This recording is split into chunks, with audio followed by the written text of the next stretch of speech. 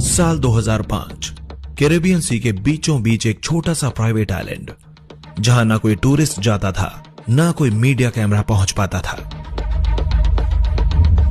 बाहर से ये जगह किसी लग्जरी पैराडाइज जैसी दिखती थी, नीला समुद्र, सफेद रेत और हाई सिक्योरिटी बाउंड्रीज। लेकिन इसी आइलैंड पर बंद दरवाजों के पीछे चल रहा था one of the darkest crimes of modern history. Young girls trafficking और सेक्सुअल एक्सप्लॉयटेशन। ये कोई मूवी सीन नहीं था, ये वो सच था जो बाद में यूएस इन्वेस्टिगेशन रिकॉर्ड्स और कोर्ट डॉक्यूमेंट्स का हिस्सा बने। लड़कियों को कभी पैसे का लालच दिया गया, कभी जॉब ऑफर्स का, और कभी हेल्प के नाम पर इस सीक्रेट आइलैंड तक लाया गया। यहां पहुंचते ही उनकी दुनिया बदल जाती थी। चारों तरफ फैसिलिटीज थी, helipad, guest houses, private dock, CCTV like security. लेकिन जिस चीज की सबसे ज्यादा कमी थी वो था लॉ, कॉन्सेंट और जस्टिस। और इस पूरे नेटवर्क के सेंटर में था एक नाम, जेफरी एप्स्टीन। एक ऐसा व्यक्ति जिसे पब्लिक इमेज में एक बिलियनियर फाइनेंसियर और एलीट सोशल सर्कल का इनसाइडर कहा जाता था, लेकिन जिसकी असली पहचान सालों तक शैडो में रही। असल सवाल यह था कि इतने सालों तक यह सब ओपनली कैसे चलता रहा और किसी ने रोका क्यों नहीं। जब फ्लोरिडा के पाम बीच में कुछ टीनेज गर्ल्स ने पहली बार पुलिस के सामने शिकायत दर्ज कराई, तब किसी ने सोचा नहीं था कि यह मामला सिर्फ लोकल क्राइम नहीं रहेगा। धीरे धीरे यह केस बदल गया एक ग्लोबल स्कैंडल में। एक ऐसा स्कैंडल जिसमें पैसा, पावर, पॉलिटिक्स और सिस्टम फेलियर सब एक साथ टकराने वाले थे। और फिर आया साल 2019।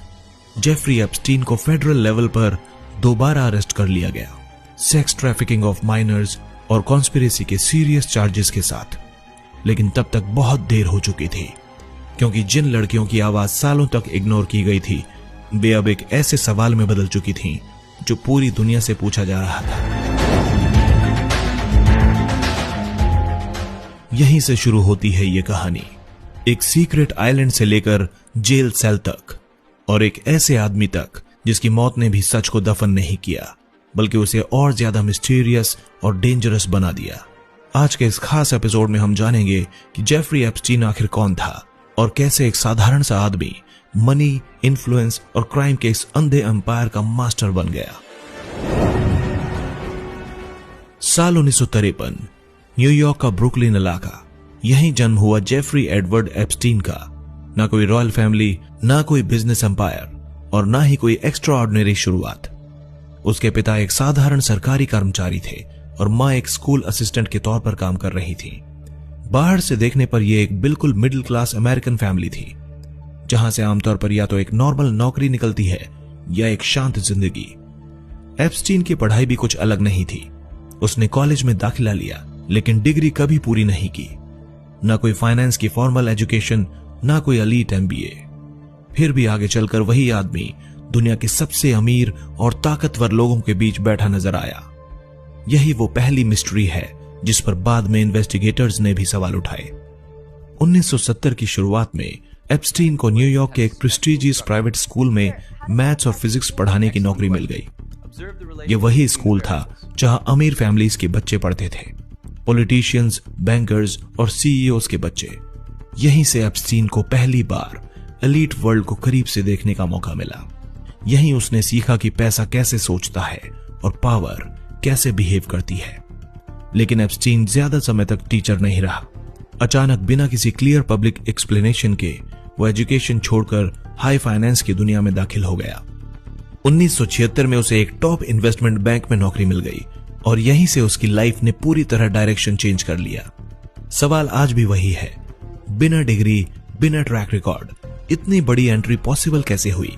1980 तक आते आते एप्स्टीन खुद को एक फाइनेंशियल एडवाइजर और मनी मैनेजर के रूप में पेश करने लगा। लेकिन उसका काम एडवाइजर जैसा नहीं था।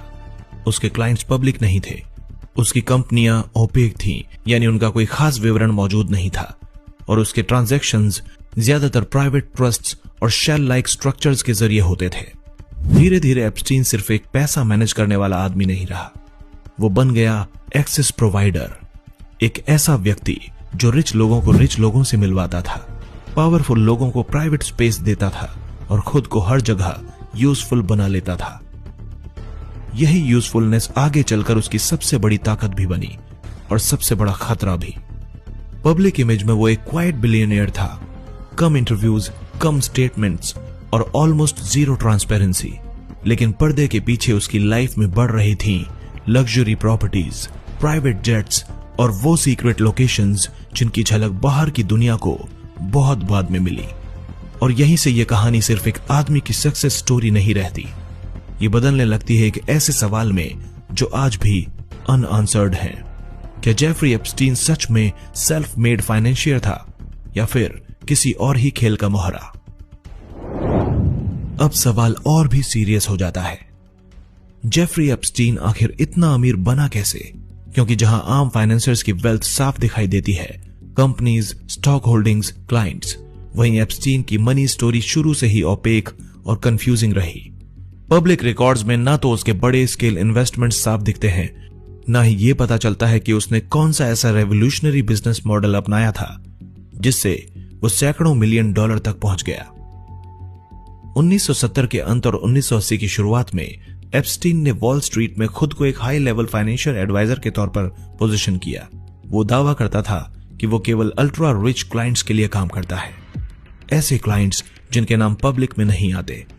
यही पहला रेड फ्लैग था, क्योंकि फाइनेंस इंडस्ट्री में ट्रांसपेरेंसी एक बेसिक नॉर्म होती है, लेकिन एप्स्टीन का पूरा मॉडल ही सीक्रेसी पर टिका हुआ था।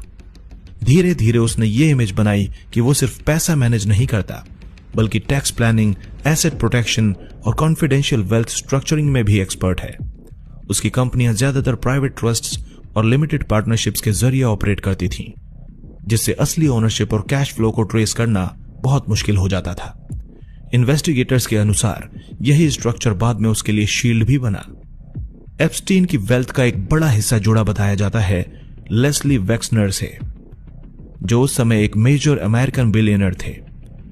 वेक्सनर ने एप्स्टीन को अपने फाइनेंसेस तक एक्स्ट्राऑर्डिनरी एक्सेस दिया था, यहां तक कि एप्स्टीन को पावर ऑफ अटॉर्नी भी मिली थी। यही वो पॉइंट था जहां एप्स्टीन की लाइफ ओवरनाइट चेंज हो गई। न्यूयॉर्क की multi million dollar mention, private jets और ग्लोबल ट्रैवल, सब कुछ इसी दौर में शुरू हुआ। लेकिन यहीं से सवाल और गहरे हो जाते हैं। फाइनेंस एक्सपर्ट्स और जर्नलिस्ट ने बार बार यह पॉइंट उठाया कि एप्स्टीन के नाम पर कोई बड़ा हेज फंड, कोई फेमस आईपीओ या कोई पब्लिक फाइनेंशियल सक्सेस स्टोरी मौजूद ही नहीं है। फिर भी उसकी लाइफस्टाइल लगातार एक्सपेंड होती रही, यानी पैसा तो आ रहा था लेकिन उसका सोर्स पब्लिक नहीं था। इसी सीक्रेसी की वजह से कई लोगों ने यह थ्योरी रखी कि एप्स्टीन सिर्फ इन्वेस्टर नहीं था, बल्कि वो एक इंफॉर्मेशन ब्रोकर की तरह काम करता था, यानी एक ऐसा व्यक्ति जो एक्सेस, इंट्रोडक्शंस और इन्फ्लुएंस को करेंसी की तरह इस्तेमाल करता था। प्रूफ पूरी तरह पब्लिक नहीं है, लेकिन इतना साफ है कि उसकी वेल्थ ट्रेडिशनल फाइनेंस रूल्स से एक्सप्लेन नहीं होती। साल 2000 तक आते आते एप्स्टीन एक ऐसा आदमी बन चुका था जो खुद को behind the scene power player की तरह ऑपरेट करता था। वो स्पॉटलाइट से दूर रहता था, इंटरव्यूज नहीं देता था और अपने काम के बारे में ज्यादा कुछ बताता ही नहीं था। लेकिन उसकी लाइफ में दिखने वाली लग्जरी एक बात साफ कहती थी, ये दौलत सामान्य नहीं है। और यहीं से एप्स्टीन की कहानी सिर्फ मनी की नहीं रहती, ये बदल जाती है पावर, सीक्रेसी और कंट्रोल की कहानी में, जिसका अगला चैप्टर हमें ले जाएगा उसके बिजनेस नेटवर्क्स, शेल कंपनीज और हिडन ऑपरेशंस की तरफ।